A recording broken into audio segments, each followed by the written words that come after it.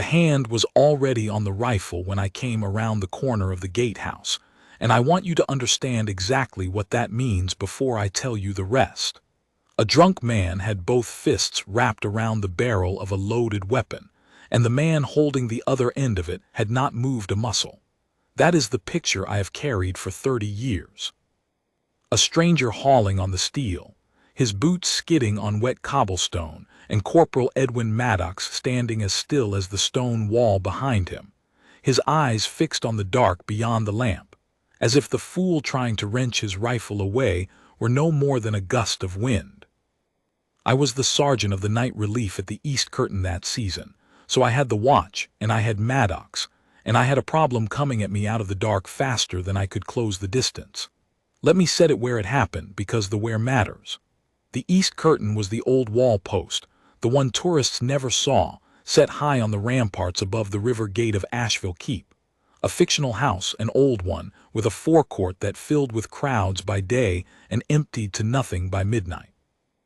After the gates shut, the wall belonged to 2 men and a string of gas lamps. Maddox had the box at the river end. I walked the line. It was a little past 1 in the morning when I heard them. You always hear a stag party before you see it. 6 or 7 of them, young men in matching shirts with a slogan I won't repeat, the groom marked out by a ridiculous paper crown gone soggy in the river damp. They had spilled up the public stair that the keepers forget to chain, the one that lets a determined drunk reach the lower walk. By the time their laughter reached me, they were already at the rope, the velvet rope strung between 2 brass posts that says, in the polite language of palaces, this far and no farther. The crown was the loudest of them. He had reached the rope, leaned over it, and was shouting up at Maddox in the lamp box the way a man shouts at a portrait he means to impress his friends by insulting. "He's not real," I heard him call back to the others. "Look at him. He's a wax dummy. They put him out here to scare the pigeons." His friends laughed because that is what friends do at 1 in the morning when one of them is being a fool, and the rest are too far gone to stop him. I quickened my pace along the wall, but I was 100 feet off, in the dark between 2 lamps, and the cobbles up there were greased with mist, and I could not run on them without going down. Maddox did not so much as blink. I knew that without seeing it, because I knew the man. He had a way of becoming furniture, a trick all of us learn but few of us master, where the breathing slows and the eyes go to a fixed point on the far horizon, and the whole roaring world is permitted to roll past without earning one twitch in return. He stood his post in the lamplight, white gloves at his sides, the tall bearskin a black column against the stars, and he let the crown call him a dummy and a statue and worse, and gave the man nothing. Nothing is the hardest thing in the world to give. People think the discipline is in the standing still. It isn't. It's in the not answering. Every cell in you wants to answer. The trouble with giving a drunk nothing is that nothing, to a drunk, reads as a dare. The crown ducked under the rope. I saw it from the dark, the soggy paper points dipping below the velvet line, and my stomach dropped, because the moment a man crosses that rope, the arithmetic changes, and it changes for him far more than it changes for us. "Watch this," he told his friends, and there is no sentence in the language I have come to dread more than a drunk man saying, "Watch this." He came up the 3 worn steps to the lamp box with his arms spread wide, grinning, performing for the phones I could already see rising behind the rope, that pale blue glow, 4 or 5 little screens lifting in the dark like marsh lights. He got right up into Maddox's face. He flicked the chin strap. He blew at the bearskin fur. He said something I didn't catch and didn't need to. And Maddox gave him nothing, and the nothing made him wild, and the wildness made him reach. He grabbed the rifle. Both hands, the way you'd grab an oar.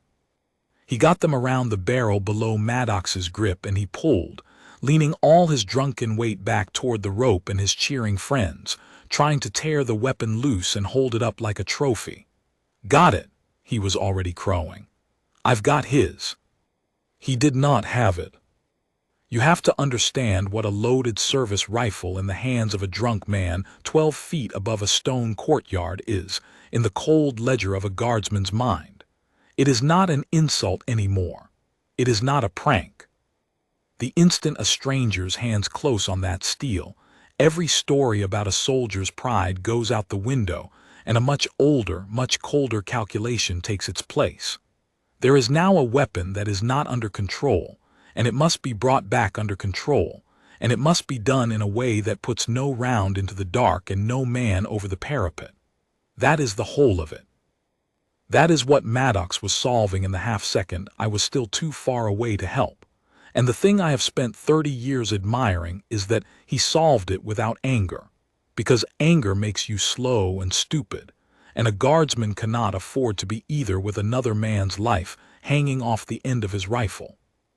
Here is what I saw, and I saw it from a bad angle, sliding the last of the distance with my own boots scrabbling for grip. Maddox did not pull back. That was the first thing, and it is the thing no one expects, and it is the thing that saved them both. Every instinct screams pull, it's mine, he's taking it, pull.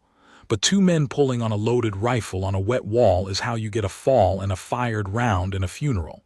So Maddox did the disciplined thing, the trained thing, the thing that looks like nothing and is in fact everything. He stepped in, toward the drunk. Closing the gap, killing the leverage, turning a tug-of-war into a thing he controlled. The Crown felt the resistance vanish and stumbled forward into it, surprised, his grin coming apart.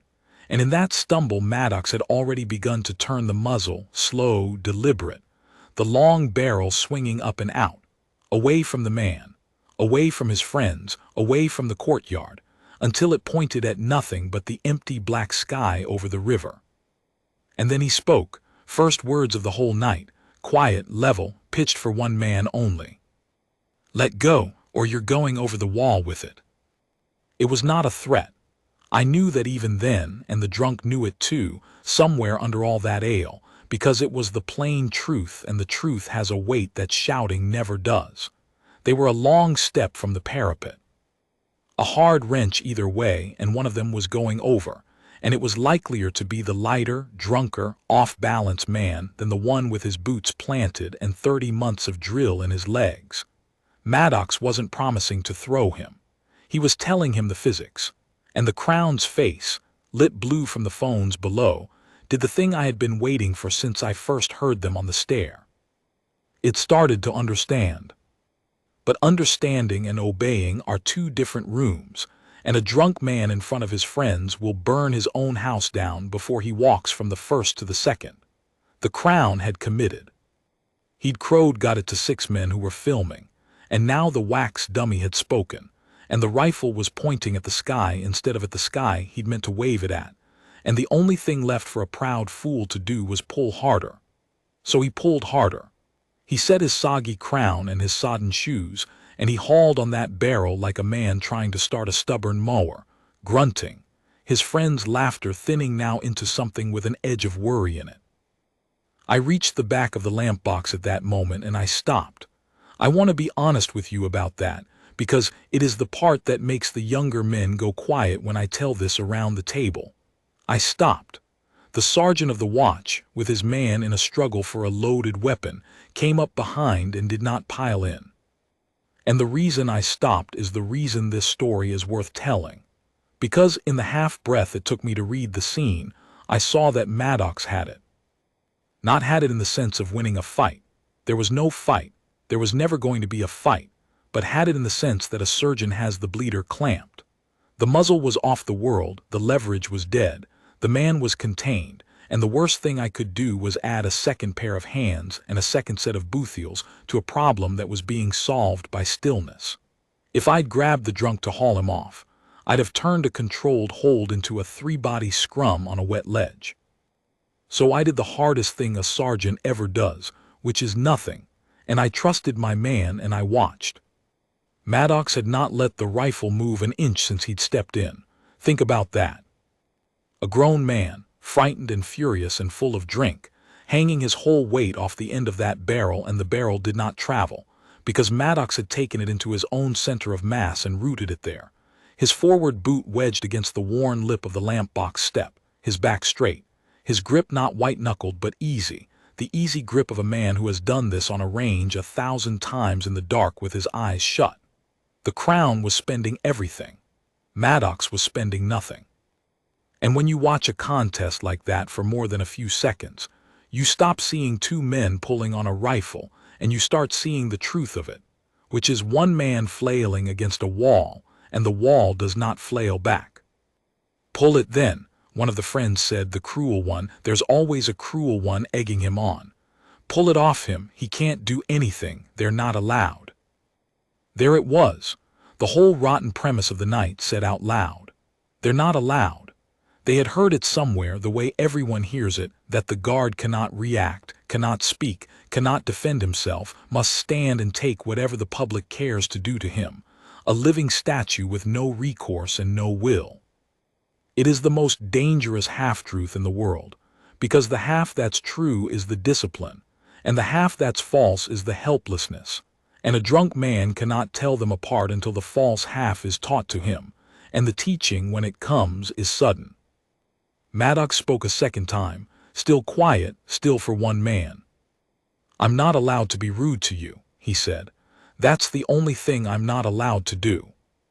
I have thought about that line for 30 years.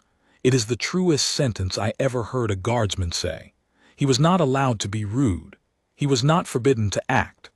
The composure people mistake for paralysis was a choice he was making with full power held in reserve, the way a dam is not a puddle, and the crown, God help him, chose to test the dam. He spat. A drunk's last resort when his hands have failed him is his contempt, and he gathered up a mouthful and spat at the face under the bearskin, and it caught Maddox on the jaw and slid down the strap, and the phones below caught that too, and a couple of the friends made the low O sound that men make when one of their own has gone a yard too far and they know it. The spittle ran down Edwin Maddox's jaw. He did not wipe it. He did not flush. His eyes did not leave the dark over the river. And I watched the last of the crown's courage curdle into something worse. Not bravery, the other thing. The thing a cornered fool reaches for when bravery's gone. And he set his feet to give one more great heaving wrench. The kind that doesn't care anymore where the rifle ends up or who goes over the wall. And I knew, and Maddox knew, that the time for stillness was over. There is a moment the trade calls the break. The whole art of standing your post is knowing the precise instant when restraint stops being the discipline and becomes the failure, when holding still no longer protects anyone, and the only honorable thing left is to act. A guardsman who breaks too early is a thug in a nice coat. A guardsman who breaks too late is a tragedy with a flag on it. The 30 months of drill are not about learning to stand. Any fence post can stand. They are about learning to feel the break, to know it in your spine before your mind has caught up, and to meet it with exactly enough force and not 1 ounce more. Edwin Maddox had the best feel for the break of any man I ever served beside. I had seen it once before, years earlier, in a place I'm not going to talk about, when we were both younger men in a different uniform and the stillness we kept was keeping other people alive. He had carried that feel into the red tunic and the bearskin. The tourists who called him a toy soldier in the daylight had no idea what they were looking at. Most days it didn't matter. Tonight it would. The crown reared back for his wrench. And Maddox moved. If you were one of the men with a phone, you would not have been able to tell me afterward what you'd seen. I know because I asked them, everyone in the hour that followed, and not one of them could describe it. It happened in the space of a single breath, and it had no violence in it that the eye could fasten on, and that is precisely the point. The thing the trade is built to produce is an action so economical it barely looks like an action at all. He gave the rifle. That was the first move, and it is the move no drunk and no onlooker ever expects, because everyone is braced for the guard to yank it back. Maddox did the opposite. He drove the rifle forward, sharp, short. A 6-inch punch of the steel straight into the man's own pulling hands, and a man hauling backward with all his weight, suddenly handed the thing he's hauling on, has nowhere to go but down onto his own seat. The crown sat down hard on the wet stone of the lamp box step with the breath knocked out of him and his fingers, for one disastrous instant, still locked around a barrel that was now being driven, not pulled. And in that instant Maddox rolled the weapon a quarter turn, a wrist's worth, the same motion you'd use to free a stuck jar lid, and the man's grip, built for pulling and useless against a twist, simply opened. The rifle came home into Maddox's hands clean. No round fired. No man over the wall. The whole transaction, from the forward drive to the rifle returning to the high port across Maddox's chest, took less time than it has taken you to read this sentence. But he wasn't finished, because a disarmed drunk on a parapet is still a drunk on a parapet, and the job is not done until the danger is gone, not merely interrupted. The Crown scrambled, half sat, half fell, lunging up off the step in a blind, drunken panic now, not toward the rifle anymore but toward the parapet, toward the riverside edge, in the senseless scrabble of a frightened man who has lost his bearings in the dark. 2 more feet and he'd have been over the wall on his own. No help from anyone. A stag party ending in the worst possible way on the rocks above the water. And this is the part I tell the young ones twice, because they think the discipline is the hold and the disarm. And it isn't, it's this. The same man whose rifle this fool had just tried to steal, the same man he had just spat on, reached out and caught him. Caught the back of his shirt collar in one white glove and the slogan-shirted shoulder in the other, and hauled him bodily away from the edge and set him down. Not gently, I won't pretend it was gentle. The man was deadweight and the stone was slick. But deliberately, controlled, away from the drop and down onto his knees on the safe side of the walk, well in from the parapet, where a man can't fall off anything. Maddox put a knee against his back to keep him there and kept the rifle clear in his other hand, muzzle up and away, and looked, for the first time all night, like a man doing ordinary work. The whole arc of it, the insult, the grab, the spit, the disarm, the catch, and the thing he'd spent the most care on was not getting his weapon back. It was not letting the man who'd assaulted him die. That is when I came around the box. "Hold there, Corporal," I said, more for the phones than for him, and Maddox said, "Sergeant," without turning his head, the way you answer a roll call, and that was the entire conversation. I keyed my radio and called it into the gatehouse and the duty officer, plain and short, one detained at the east curtain, weapon secured, no shots, no injuries, request the keepers and a constable. And then I stood over the kneeling Crown in the lamplight, and I watched the cold, sober terror crawl up into his face as the ale drained out of it, and the size of what he had done arrived in his understanding all at once. "I was only," he started, and I told him to be quiet, and for a wonder he was. His friends had gone very still behind the rope. The cruel one who'd egged him had melted to the back. The phones were still up, still glowing, but the laughter was long gone. What they were filming now was not a wax dummy made a fool of, but a young man on his knees on a palace wall at 1 in the morning beside a soldier he had assaulted. And the difference between those 2 videos is the difference between a man's whole life going one way and the other. I have wondered since how many of those clips were ever posted. Not the funny one they'd come for. There wasn't a funny one. There was only this. The keepers came up the stair with lanterns, and the constable behind them, breathing hard, and they took the Crown off his knees and put the cuffs on him there on the walk while Maddox stood his post. Yes, stood it. Took the rifle back to the high port and faced the dark over the river as if the whole thing had never happened, the spittle still drying on his jaw because there had not yet been a single second in which a guardsman was free to wipe his own face. He held the line while another man's hands were bound behind him 3 feet away. That is a thing the eye should not be able to hold, and yet there it was. The disciplined stillness resumed the instant the danger ended, snapping back into place like a thing on a spring, because the post does not care what just happened on it. The post still has to be kept. The river gate still has to be watched. A guardsman does not get to take a moment. The constable wanted Maddox's account, and I told him the corporal would give a full statement at the gatehouse at the change of relief and not 1 minute before, because the man had a post and the post came first, and the constable, who knew the keep and knew better than to argue the point, nodded and took his prisoner down the stair. The friends went down ahead of him, sober now, every one of them, in the terrible sobering way that has nothing to do with the ale wearing off. One of them, younger than the rest, the quiet one there sometimes, stopped at the rope and looked up at Maddox in the lamp box and opened his mouth as if to say something, an apology maybe, the only decent impulse anyone had shown all night. And Maddox gave him the same thing he'd given the Crown. Nothing. Eyes on the dark. The boy closed his mouth and went down after his friends, and I have always hoped he carried that nothing home with him, because there are lessons. A young man learns better from silence than he ever would from a speech. And then the wall was quiet again, and it was just the two of us and the gas lamps and the river running black below, exactly as it had been an hour before, as if the night had folded the whole thing up and put it away. I walked the line back to the river end and stood beside him a while without speaking, the way you do.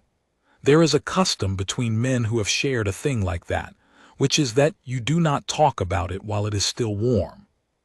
So I checked his hands, which is a sergeant's right, turned each white glove over in the lamplight to see if the steel had torn anything in the disarm, and they were sound, not a seam split, not a knuckle bruised, because he had done it with leverage and not with force, and leverage costs the knuckles nothing. Good, I said. That was the whole of my praise on the wall. Good, he said, sergeant, again. And we left it there, and the river ran, and the relief came at 4, and we walked down the stair into the gatehouse with the next 2 men taking the wall behind us. I should tell you what it is to keep a wall like that, because unless you understand the long flat hours of it, you cannot understand the discipline that lives inside them. Most of a night post is nothing. That is not a complaint. It is the whole nature of the thing. You stand and the lamps hiss, and the river talks to itself below, and the cold comes up through the soles of your boots and into your knees and stays there, and the bearskin grows heavier on your neck as the small hours wear on, and nothing happens, and nothing happens, and nothing happens. A man who needs something to happen has no business on a wall. The craft is in staying ready through the nothing, in keeping the edge keen across 4 hours of boredom, so that it is there, whole and instant, in the 1 minute out of 10,000 when the nothing ends. The drunk thought he had found a sleeping man to prod. What he had found was a man who had spent 2 years learning to be wide awake inside stillness, which is the hardest waking there is. The Crown's whole misjudgment, the one that very nearly killed him, was to mistake a kept edge for a dull one. And there is a particular tax the wall takes that the daylight posts never do. By day a guardsman has the crowd, the cameras, the changing of the relief, the small theater of it all to carry him along. The night wall has none of that. It has the dark and the cold and the long argument a man has with himself in the silence, the argument that asks him, around 3 in the morning, why he is standing on cold stone over a black river while the rest of the world sleeps warm, what any of it is for, whether anyone would even notice if he let the edge go dull for an hour. Every man on a night post hears that argument. The discipline is in how he answers it. Maddox answered it the same way every night for years, by not answering it at all, by giving the doubt the same patient nothing he gave the tourists, until the doubt got bored and left. That is why, when the real thing came up the stair, the edge was there. It had been kept through 10,000 arguments in the dark. You cannot conjure that edge in the instant you need it. You can only have kept it or not. The duty officer that night was a captain named Prout, a careful man, the sort who reads a thing twice before he signs it, and he had the constable's preliminary already on the desk when we came in. He had Maddox sit, which is its own small mercy after a night on the stone, and he had me stand to one side, and he took the corporal's statement himself in his own hand, slow, making Maddox say it plain. I will give it to you the way Maddox gave it to him, because the flatness of it is the whole character of the man. A party of civilians breached the public rope at the east curtain at approximately 1:10. One subject crossed the cordon and approached the post. Subject made verbal provocations, which the corporal disregarded per standing orders. Subject made physical contact with the corporal's person, and then took hold of the corporal's weapon with both hands and attempted to remove it by force. The corporal assessed an immediate risk to the public, to himself, and to the security of the post, a loaded weapon out of control above an occupied courtyard, and acted to secure the weapon by the minimum force necessary. The corporal redirected the muzzle away from all persons, recovered the weapon, and detained the subject pending the arrival of the constable. The corporal further restrained the subject from going over the parapet. No shots were fired. No injuries were sustained by any party. Prout read it back. Then he set down his pen and looked at Maddox for a long moment, and he said the thing that officers say when they are trying to find out whether a man is sound or only pretending to be. He said, "You were spat on, Corporal. You were assaulted at your post in front of cameras. Is there anything you want to add to the record about that?" And Maddox said, "No, sir. Nothing about the provocation."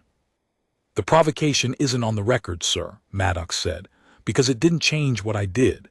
If he'd been polite about taking my rifle, I'd have done exactly the same thing." Prout looked at him another moment, and then he wrote one more line and signed it, and I saw, just at the corner of the captain's mouth, the thing a careful man allows himself instead of a smile. He had his answer. The man was sound. The man was, in fact, the soundest thing that had been on that wall in a year, and the report would say so in the dry way reports say everything. And somewhere up the chain, a senior officer would read minimum force necessary and no shots, no injuries, and understand, as soldiers do, that those 8 words were the whole of the matter. That a drunk had got both hands on a loaded service rifle on a public wall and walked off it in cuffs and not in a bag, and that this outcome, the good outcome, the boring outcome, was not luck. Luck would have been a shot in the dark and a man on the rocks and an inquiry that lasted a year. What happened instead was training. The boring outcome is always training. That is the thing the public never claps for because it never sees it. Because the whole of a guardsman's craft is to make the averted disaster look like nothing happened at all. The Crown's part of it played out over the weeks that followed the way these things do, away from the lamplight, in offices and courtrooms where there are no phones held up and no friends to perform for. I did not see the worst of it land on him, and I am glad I didn't, because a sergeant takes no pleasure in a young fool's ruin, whatever the fool has done. But I heard. We always hear. The charges were not small ones. You do not put your hands on a sentry's weapon at a royal wall and have it called mischief. And the careful captain's careful report, with its 8 dry words, made certain the matter was taken at its true weight. There was no version of the night in which the man could stand up and say he'd only been having a laugh, because the record did not describe a laugh. It described a loaded weapon taken by force above a courtyard, and the only reason no one died was the discipline of the man he'd chosen to test. I'm told he wrote a letter, a real one, eventually, months on, when the proceedings were behind him and the cold of it had worked all the way down. It came through the regiment and it found its way to Maddox, and I happened to be there the evening he read it, in the mess, and I watched his face for what it would do, because I am a curious man and I had earned the right to watch. The letter said the thing such letters say, that the writer was ashamed, that he had a wife now and a child coming and could not bear for them to ever know what he had nearly done, that he had not had a drink since and would not again, that he thought about the wall every day and about how close he had come to going over it, and that he understood now that the soldier he had spat on had been the only thing between him and the rocks. It was not a graceful letter. Shame is never graceful. But it was honest, and honesty is rarer than grace and worth more. Maddox read it through once. Then he folded it back along its creases, careful, the way he was careful with everything, and he put it in his breast pocket, and he said the only thing he ever said to me about the whole night that wasn't a report. He said he didn't go over the wall. That was all. Not I forgive him, not he got what he deserved, not a word about the spitting or the cameras or the months of his own life the man had cost him by making him a thing on the internet for a season. Just the plain accounting of the only line on the ledger that Edwin Maddox had ever cared about. The man came up the stair drunk and crossed a rope he should not have crossed and laid hands on a loaded weapon. And when it was over, he was on his knees and alive and in cuffs. And he was alive because the soldier he'd assaulted had spent the last care of a terrible night not on his own pride and not on his own rifle, but on catching a falling fool by the collar. He didn't go over the wall. To Maddox that was the win. The rest of it, the arrest, the charges, the ruin the man had brought down on himself, that was the man's own doing, and a guardsman does not gloat over a consequence he didn't choose. He had kept his post. He had kept his weapon. And he had kept a stranger's worthless drunken life when keeping it cost him everything and was the last thing on earth the man had earned.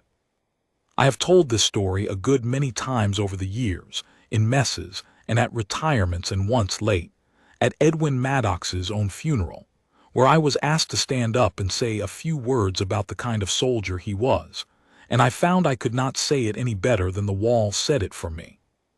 So I told them about the night with the drunk and the rifle, the way I've told it to you, and I watched the young men in the room lean in, and I watched the old ones nod, because the old ones had each kept a post of their own on a bad night and knew exactly what the boy on his knees never knew, which is what the cost of that stillness really is.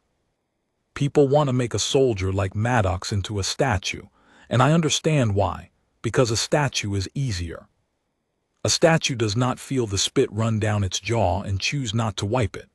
A statue does not have to decide in the dark, in the half-second between a grab and a gunshot, where the muzzle goes and how much force is enough, and not 1 ounce more. A statue cannot be tempted to pull when pulling would kill, and so a statue can take no credit for not pulling. The whole worth of a man like Maddox is that he was not a statue at all. He was a man, with a man's anger and a man's pride and a man's fear, standing on a wet wall at 1 in the morning with another man's hands on his weapon. And he set every one of those things aside not because he didn't feel them, but because he had trained, for years in the unglamorous dark, to feel them and act anyway with a clear, cold head. The drunk called him a wax dummy. The truth is that a wax dummy could not have done a single thing Maddox did that night. It takes a living man to hold that still. It takes a disciplined one to know when to stop. The young ones always ask me the same question when I finish, and it is always the wrong question, and I always answer it the same way. They ask whether Maddox wanted to hit him, whether, behind the bearskin and the stone face, he was burning to throw the fool over the wall and only just held himself back. And I tell them no, or rather, I tell them that the wanting is not the point and never was. Of course there's a wanting. Any man with blood in him, spat on at his own post, wants for half a heartbeat to answer it with his hands. The discipline is not the absence of the wanting. The discipline is that the wanting does not get a vote. It does not touch the muzzle. It does not choose the force. Maddox's hands answered to his training and his judgment and to nothing else, and that is the whole secret of the trade, and it cannot be faked, and it cannot be rushed, and it is why we drill in the dark and the rain for months to learn a thing that, when it finally matters, takes a single breath and leaves no mark. I think about the rope sometimes. The velvet rope between the 2 brass posts. It is such a small thing, a thing a child could step over, a thing that holds nobody back by force. It holds people back by agreement, by the understanding, shared between strangers, that some lines are kept because keeping them is what makes the wall a wall and not just a heap of stone, what makes the soldier a guardian and not just a man in a costume. The crown stepped over the rope because the drink had eaten his half of the agreement, and the whole disaster of the night flowed from that one small crossing. And the reason it did not end in the worst way is that on the other side of the rope stood a man who had never once in all his years let the drink or the anger or the long cold boredom of the post eat his half. Edwin Maddox kept the agreement when the other man broke it. That is the entire job. That is what the red tunic and the tall black bearskin are for, not the show. The keeping. The wall is still there. The east curtain, the river gate, The worn stone steps up to the lamp box where it happened. They've chained the public stair properly now, a small good thing that came out of a bad night, the only good thing the crown ever gave anyone. There are different men on the post now, younger than Maddox ever got the chance to grow old, and they stand it the way he stood it, eyes on the dark, giving the world its nightly ration of nothing. The tourists who pass by day still call them statues. Some drunk will test one again someday. Some drunk always does. And when he does, the thing that will meet him will look to his bleary eyes like a wax dummy that won't react. And it will be, instead, the most awake and most decided man on that whole sleeping wall, holding still with his full strength held in reserve, waiting with terrible patience for the break, ready to give exactly enough and not 1 ounce more. They never see it coming, the men who test the still ones. They mistake the discipline for weakness because they have never in their lives had any of their own, and so they cannot recognize it when it is standing right in front of them in a red coat. But the discipline is not weakness. It is the strongest thing there is, and the proof of it is not that the guard can be pushed and pushed and pushed without breaking. The proof of it is what he does in the 1 second he finally moves, that even then, even with another man's hands fouling his weapon and another man's spit on his face, he reaches not for revenge but for the man's collar and pulls him back from the edge and keeps him. I stood the wall for a long time, longer than most, and I served beside better men than I'll name and worse ones too, and I have forgotten a great many nights. But I have never forgotten the picture I started with, the drunk hauling on the steel, and the soldier as still as the wall behind him, because in it is everything I ever learned about what it means to keep a post. The man who can do harm and chooses not to. The strength that proves itself by what it refuses to do, right up until the single moment it must, and then does only that and not a feather more. He didn't go over the wall. 30 years on, I still cannot think of a finer thing to be able to say about a night's work or a man.